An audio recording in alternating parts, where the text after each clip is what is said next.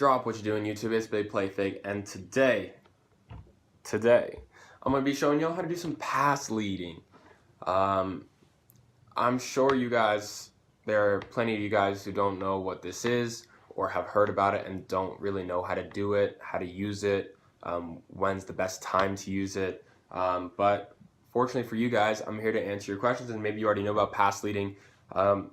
Stick around, you might hear something you didn't already know. Pass leading is a mechanic that you can use to direct the relative path of the ball that you throw as quarterback. So basically how you do it is by using the left stick, and whatever direction you hold it in when you're throwing the ball, to your receiver, press whatever receiver button, whatever direction you press it in while you're throwing the receiver to the ball will almost lean in that direction.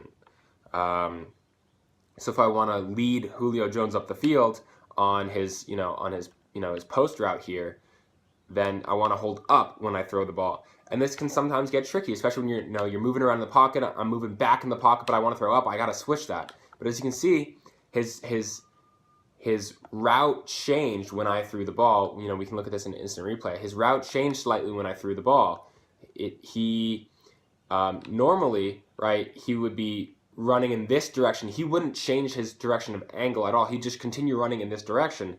But when we threw the ball, which must have been right about there, you saw him change direction because I passed that up. So as pass leading up, I threw the ball up of him.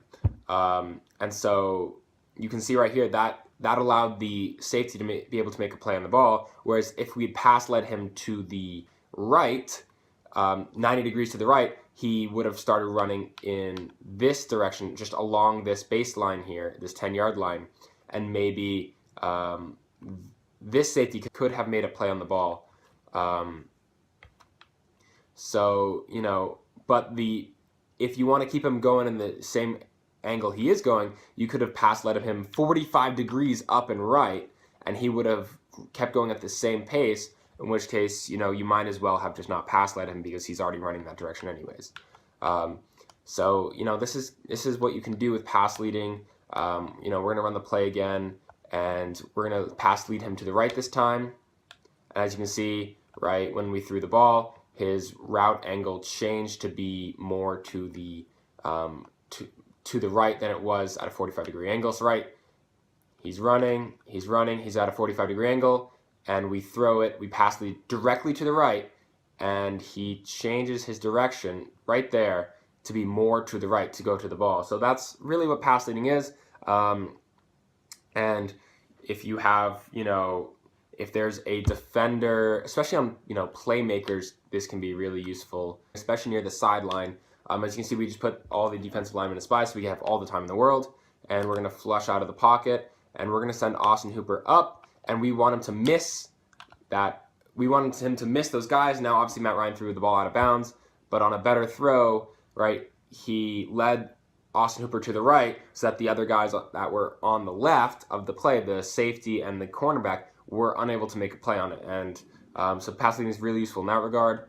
And the last thing is what we're going to do here is we're going to call we're going to use a one-play touchdown, and it's very effective with pass leading and is almost necessary with pass leading. So we're going to get some new plays. So a one-play touchdown play I love to run is out of Halfback Wheel. So I think Julio Jones is the fastest receiver I have. So you want to put the fast receiver in gun split, split close, whatever. They have slightly different names for it. As the right receiver there, when you're on the left hash, we're going to call Halfback Wheel. And it works against cover 3. So we're going to run just standard, we're just going to run standard cover 3 sky, right? Comes out, looks like this. You can put them in hard flats, cloud flats. I shaded over top even.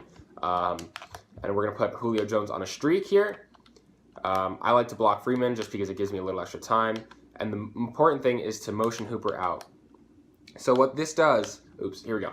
So what this does is that the Hooper's route, the RB route and the A route, they will pull the cornerback who's on the deep third, right? Let me show you here. The cornerback who's on the cornerback on the right is on a deep third, right? He's got the responsibility of covering Julio. That's going to be his responsibility. When Julio goes deep, it's his responsibility to cover him. And so what's going to happen here is that the other two routes that are on that side are going to pull him down so that Julio gets behind him, which will leave open Julio against the safety in the middle. So right, Julio's against the safety in the middle, right? But you want to pass lead this to the right.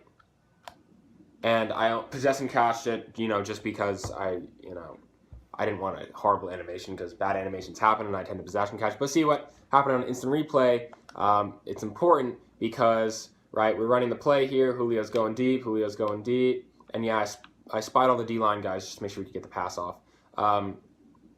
Julio's going deep. He's burnt this cornerback. He has a step on the cornerback, but he doesn't have this guy beat, right? If you just threw this normally, this guy right here would actually be able to make a play. So that's why I must have thrown the ball right here, because that's when Julio changed his trajectory. Because I needed to lead him away from this safety here, because this is the guy who's going to be able to make the play on the ball. This guy is now, a step or two behind. He's not going to be able to make a play on the ball. He might be able to tackle Julio, but he's not going to be able to make a play on the ball.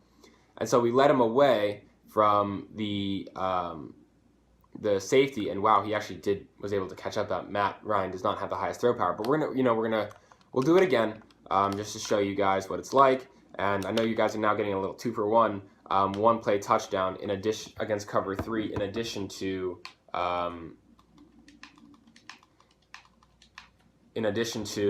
the pass leading. But we're gonna run the one play touchdown, and you'll see that Julio is gonna beat it. But if we'll see what happens if say I don't pass lead him, right? So we want the deep safety in the middle of the field, right? Right about here. He can still be leaning more towards the left of the field, the short side of the field. And so right, if we pass lead, if we pass lead to the left, right? Apparently Julio still caught that, but the safety was right there. That could have been a pick very easily. And right, if we don't pass lead this at all, Julio Jones got stuck right there. We don't pass lead at all, the safety comes over and is able to make the play and intercept the ball. So that's why you have to pass lead him to the right. You have no other options. Right? He gets by the safety there, and we have to pass him to the right. So now the safety can't make a play on the ball, and he's behind the DB. He's behind the cornerback, and so now the cornerback will never be able to make a play on the ball. So right, that's where pass leading is useful. Pass leading is very useful on one-play touchdowns. If you want to do one-play touchdowns down the middle of cover 2, right, you usually want to lead him away from the safety that's covering him.